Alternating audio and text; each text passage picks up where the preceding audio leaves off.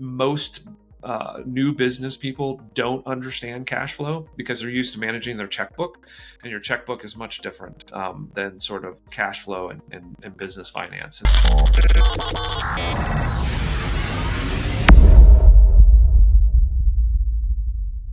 All right, welcome to Hack to the Future with Kyle Roof. I am Kyle Roof, and today we have the founder and chief revenue officer of Kaleidico, Bill Rice. Bill, thanks for being here. Hey, it's a pleasure. I appreciate it. I'm looking forward to the conversation. Right on. So my crack research team found that you started off in counter-espionage with the Air Force. My first question is digital marketing all upfront, and are you in fact Jason Bourne? I wish. Those are some of my favorite books and movies. Yeah, I always kind of, so one, it's always interesting when somebody does that deep research. I kind of leave an Easter egg in my LinkedIn around that to build intrigue. But as I always say, it's always more interesting on the outside than it is on the inside. I spent, most of my time in that role in bureaucracy and trying to get operations approved, and things that you would think would be relatively simple are challenging. As you can imagine, there's all kinds of constraints around that activity, but it was fun. I came out of the Air Force Academy, originally did some flying, ultimately didn't get the plane, so to speak. And so went into, I was looking for something interesting. I'd always dreamed of being a pilot.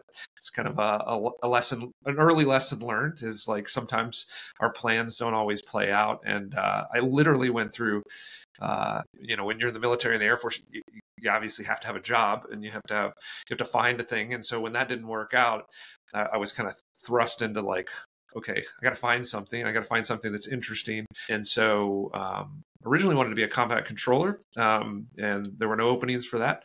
And so there was this little organization called OSI. If you've ever watched $6 Million Man, that's kind of our claim to fame. It's a really old TV show, but he was in OSI. I'm old enough to know. Yeah. So I'm not the $6 Million Man, but anyway, had a unique mission where we did counter-espionage. We were and counterintelligence as well. It started my journey of just kind of being interested in human behavior and how we kind of guide and direct that. And so that was a little bit of like a chess match as we were working against other intel agencies. Even transitioned out of that when I got out of the military.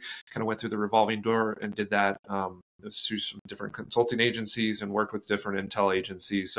So that was.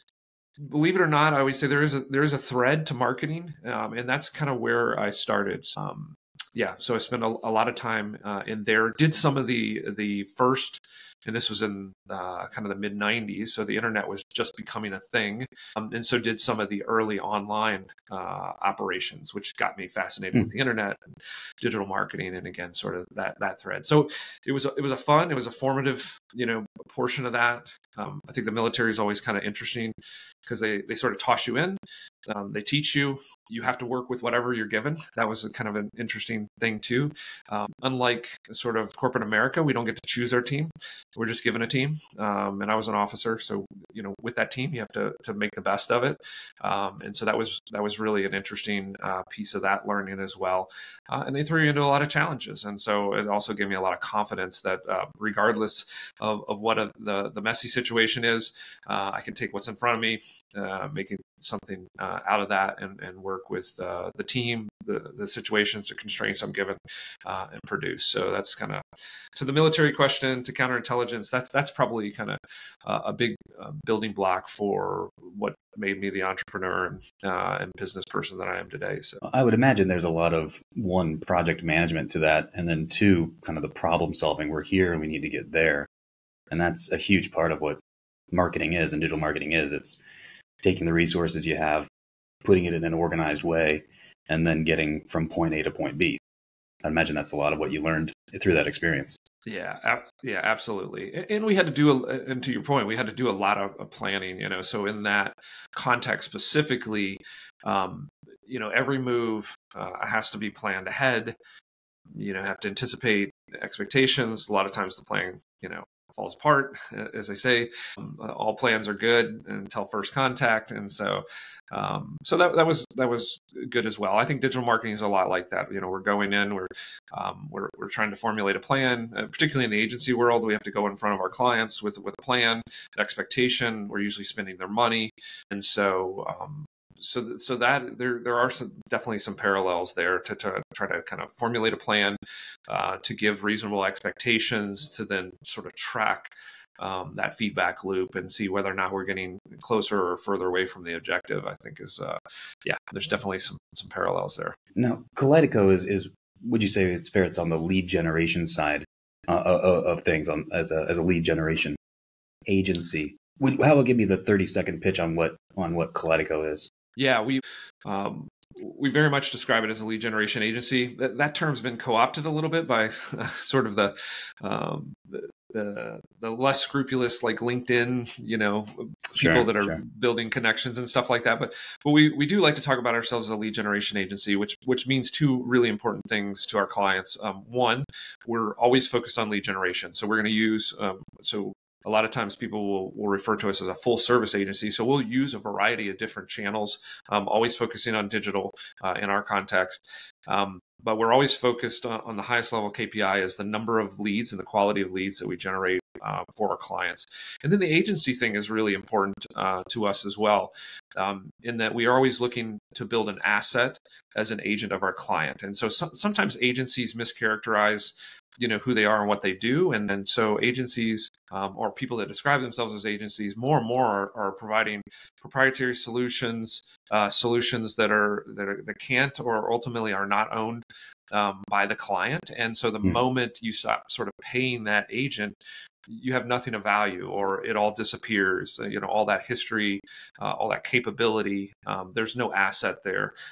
So for Kaleidico, we embrace both of those terms very specifically and tightly, and then we do it and we niche based on industry. So we're only focused on mortgage lending, law firms, and senior living. And again, like everything, I love patterns, and all three of those industries, believe it or not, have some sort of structure, especially organizationally. They're largely sales driven, and often they do not have a marketing team or a significant marketing build out. So they might have a marketing director or something like that. But so we can come in there as a turnkey marketing department and really give them some value. Oh, right on. So now you've had this agency for quite some time. I think you told me 2004. Is that right? Yep, that's 2004, 2005 is when we've started things up. And I assume it's just been smooth sailing straight up from the start. Yeah, actually not at all. And I think this is really important because I'm passionate about trying to help agency owners. First and foremost, I think agency owners we don't necessarily compete. Like I can't, rarely do we run up against the same agency. So I think there's a lot to be given and contributed and collaborated with across agencies. And I really want agency owners to understand and learn quicker than I did. So first, we came out as a software company, believe it or not, in the lead management space, because I had come out of a lead generation world, but I saw like how problematic it was for organizations to, at that time in 2004, 2005, internet leads were becoming like a new thing, and organizations didn't have the tools or the capability to really manage high volume internet leads. They had always, especially the organizations that I worked with, had traditionally worked on a referral basis or interacting very closely and deeply with individuals who were sort of referring clients to them. Internet leads changed all that, right? All of a sudden, we're what we now characterize, we didn't have a term for it, I don't think at that time, but consumer direct. All of a sudden, all these consumers are coming directly into them. They're managing, a full spectrum of like where they are on the kind of closing curve. Anyway, so I saw that problem. I tried to address it with software, and we did that pretty well between 2005 to about 2007. At that time, we were 100%. All my experience was based on mortgage lending, and so we were really focused. I've always believed in niches. We were really focused on that, and we were focused on the emerging space for that industry, which were large call centers, because they realized with all these internet leads, all of a sudden they had to staff out loan officers into call centers to be able to handle all the volume. And so our software made that that lead routing allocation and sort of tracking, which is a new thing. CRMs were there, but CRMs were very static. They were kind of like enhanced Excel spreadsheets, and a lot of CRMs are still kind of there, right? So lead management. Anyway, long story short, 2007, 2008, financial crisis. Hit mortgage first and hardest, and literally all of my clients went out of business. So 65% of my invoices returned in bankruptcy notices in the span of 30 days. And so we tried to kind of figure that out, but ultimately there was no sort of recovering that software position. Learned a lot about that, but ultimately we pivoted to what we are today. And then I would tell people I probably spent 10 years as an agency before I figured out like how to make an agency efficient and highly profitable and predictable and all the things that an agency should be. I think half of that was because, we probably spent the first 6 months to 9 months going out to clients and offering to help generate leads for them and having no idea that we were an agency. In fact, I always tell people one client at one point, and I think this is a common agency owner story, we were an accidental agency because all of a sudden one client said, or prospect probably, is like, "Are you an agency?" And I'm like, "Oh, sure, if that's what you want us to be." We kind of learn that do anything what do for I need money to be right now to pays. get this sale? Exactly. And then ultimately I started investigating that. And I think one of the first books I read was something, I can't remember, I'll get the name wrong, but it was basically the agency blueprint, I think. And I was like, that made sense to me. I was like, okay, apparently I'm an agency. I need a blueprint from it. I read that book and it gave me some context, and we started to kind of improve from there. But yeah, kind of wandered around in the wilderness for like 10 years before we got really effective. Once you figured out that you were an agency, is there something that stands out in your mind that then you're able to put into practice? Like, okay, now, as you said, from this, like the agency blueprint, for example, or some of those concepts that you said, like, okay, that crystallizes what we are, and now we need to do this, instead of what we were doing. Was there any kind of those moments as you were then realizing we're an agency and we need to now function in this particular way? Yeah, for sure. I think probably the things, there was definitely a series to the journey, and I think there are different pieces that need to be in place for you to be an effective agency. So the first thing I figured out as an agency is like, okay, we deliver services. That's kind of obvious. And I didn't have a lot of people. It was me. And so first I had to figure out what services can I deliver. And so that was the first phase, which to me, I had some technical skills. So it was essentially websites and those sorts of things. There was this amazing thing at the time that came out. I don't think it was originally called Studio Press, but it was Brian Clark's thing, and he gave you 10 templates for like $1.99, and like I built a whole business on that. I was like, I'll give you a custom website, and I was a good salesperson. That has always been kind of my gift, and an unusual one for an agency owner. Is I was not necessarily a creative, but I was a good sort of sales and business development, and I understood business and working in that way. So anyway, I would just convince people that like, hey, you want one of these 10 designs, and so we kind of started there. So I immediately started sort of productizing services, which made a lot of sense to me because I came out a little bit out of the software world. And so that was the first thing. So I could do it efficiently. I was delivering the same product over and over again. So that created some efficiency. Then the second thing I kind of had to figure out was I going to be essentially a freelancer or solopreneur, or was I going to truly build an agency that had a team? And I decided I didn't have the skills to do anything but that. And so then I had to figure out, how do you build a team? And how do you, and this was probably the hardest thing for me to figure out, and I think a lot of agency owners get stuck here, is how to bill for human services, right? And so how to make that efficient, how to give a fair price to your contractors and your full-time equivalents, but at the same time make something profitable and valuable to the client that is X percentage above the fair price for the work. And so kind of understanding that, understanding how business finances work, cash, and I'm not original here, but for a business, cash is oxygen, cash flow is critical. Most new business people don't understand cash flow because they're used to managing their checkbook, and your checkbook is much different than sort of cash flow and business finance. And so that was interesting. I mean, it's amazing. And I've even worked with some people inside of my own organization that they don't understand, like when we do the work, when we bill for the work, and when the cash comes in, there's time differential in there. And if you don't get all that right, you can be making a lot of money, a lot of revenue, and have no money to make payroll, right? So, well, yeah, I mean, there's the idea that accounts receivable will never make you rich. You know? Right. Yeah. And the fact of the matter is there are people that don't pay you or pay late. And that changes the whole dynamics of things. So I think the finance thing was the next thing to learn, or the people thing, the finance thing, I think was different. And then from there,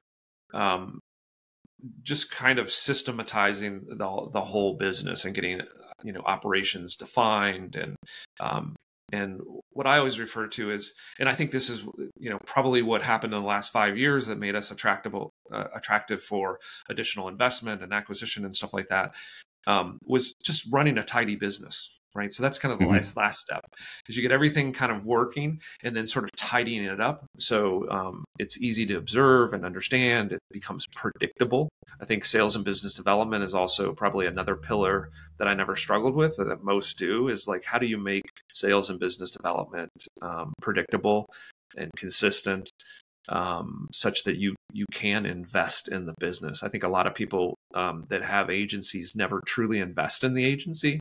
This is why I think there's also not necessarily a lot of people, there's no VCs for agencies per se. Now there is outside funding, and we can talk about that, but there's no VCs for agencies and I think a lot of it's like that because most agencies are not predictable revenue generators. I'd like to get into that just a little bit more, but before I get there, I want to hit the segment of our show that we say, where does Bill like to vacation? And when you go on vacation, are you mountains or are you beach? Oh boy. Probably tend towards beach, but I like mountains a lot too. So I like the backpack and camp. My wife would tend more towards beach. So probably as we've gotten older, that's probably our tendency. We talked beforehand that you do like to go to Italy. Do you hit the beach in Italy, or do you kind of go around when you're there? Yeah, when we're in Italy, actually our favorite place, believe it or not, and this is totally counter to that, is Rome. So and so we spend a lot of time in. Yeah. And then we ventured out into that, but we do a fair amount of cruising. So that's when we get the beach aspect. So we cruise around the Caribbean. We're getting ready to actually cruise all around England, Ireland, Scotland this summer. It's not really beachy, but anyway, that's where we get kind of closer to the beach vibe. Right on. So getting into like the VC stuff or investment or an exit, for example, I think most people think that agencies can't be involved in that. And I would say that you would disagree, but maybe what's a thing that you think that holds most agencies back? I know you listed some things that need to be done, but is there something that really stands out to you? Like this is maybe the biggest thing holding an agency back from looking at investment or looking at an exit? Yeah. I think first and foremost, some people might get a little bit distracted by the VC world and software. I think generally most agencies should be bootstrapped because there isn't as much leverage in them. And I think if you do take money early on, you can really get into trouble, right? It'll be hard to return. I think, especially from zero, it'll be hard to kind of quickly return that investment. Yeah, so you can kind of dig yourself a deep hole. Having said that, if you bootstrap and you kind of follow those steps of systemizing and creating a tidy business, creating predictability, then I would say the agency market is probably one of the most liquid markets. So if you have a good, tidy, valuable agency business, you can walk out, at $1 million plus. Now it gets more liquid when you get to kind of that $10 million level, but at $1 million plus, you can walk out and you can get liquidity. You can get somebody to buy your business, right? You can make $1 million bucks, right? Or something equivalent to that. So then I think it's very interesting. So I think agencies, for building wealth, can be, very valuable. I think the point in time when you take money. So I think one, if you do kind of everything right, and you're in an area that has high demand, and those are all things that you kind of need to figure out. But you can do, pretty quick and easy market research. There's a ton of market, and you can make yourself a lot of money just on a cash flow basis, because agencies run correctly will spit off a lot of cash, and then you can use that cash to do other things or reinvest in the agency. So that's one opportunity, is that you just make a lot of money as an agency owner, if you do a few things really well. And then I think that the liquidity part is interesting. So you can run an agency, up to $1 million, $5 million level, and you can get a lot of interest in that. And then that can give you, a life-changing amount of cash. And that could be interesting. And then there's also the private equity version. So once you get to kind of that $10 million level, private equity kicks in. And what private equity likes to do is they like to roll up businesses, and agencies are always a nice bolt-on, right? Because they have the services aspect that maybe the software doesn't have or needs, and stuff like that. So there's a lot of opportunities in that regard. So there's a couple of different ways that you can take on. I always suggest to people, you take on cash or outside funding, for, at least in my experience or belief, only for very few specific things. One, for liquidity. You've been doing it for a while and you want to cash out. So that's a good reason. Two, you want to kind of go to the next level, and you may go involved with private equity and do a roll up that allows you to have some more cash to grow. But usually transitional type things, maybe a management buyout. That one I think makes a lot of sense too. If there's a few of you involved in the business, or maybe you've come into an agency where there's a legacy owner, I think management buyouts can make a lot of sense for somebody coming in. That way you don't have to start from zero. You can kind of just take it to the next level. And agencies can really be, again, given the right understanding, can be taken to the next level pretty efficiently as well. You can take a $1 million business to $5 million. Sometimes you can also unlock value. This is something that we're kind of exploring as well. Is a lot of times inside of that agency, there are some valuable components that private equity loves to do this too, that you could spin out from that business. So that's worth looking at. It could be software, it could be a standalone service, it could be a different level of service. So that's interesting as well. So there's a couple of different scenarios. So funding is available. You just have to be careful with it, because it comes with strings always. Of course, dealing with VC is always a lot of fun. My final question. So in your title is Chief Revenue Officer rather than like a CEO kind of position. Is that a mindset title? Does that push you towards something, or is there something else behind taking that title rather than a CEO type title? Yeah. Well, in the case of Kaleidico, that actually was so I sold a significant stake in Kaleidico, and so that was a shift in roles, and my strength and my focus has always been on really revenue, sales, business development, and to some degree product development, which is a weird kind of concept inside of an agency. But I had always thought of services as being better if they were productized. So I love building products. In our context, those are services, right? And so when I sold that stake, the individual who bought in took the CEO role, which I loved, because the things I hate about agency, which seems strange from a sales and business development guy, but I hate collecting money. So I love to sell. I love to share vision and to build out projects and that kind of stuff. But when it comes to like chasing down invoices and stuff like that, I wasn't a big fan of that. And then quite honestly, the other kind of thing that I've never been really strong at, which is again probably uncommon for an agency owner, I've never been a great manager. And so I've not I love to mentor, I love to coach, but like the management, the day-to-day management of people and tasks and projects and stuff like that has not been my strength. So this allowed me, not only with that acquisition, allowed me to kind of focus on what I'm better at, and to kind of allow some of those other tasks that didn't that weren't as fun to me or interesting, or I just simply wasn't as good at. I ceded those to the new partner. He became CEO and I became Chief Revenue Officer.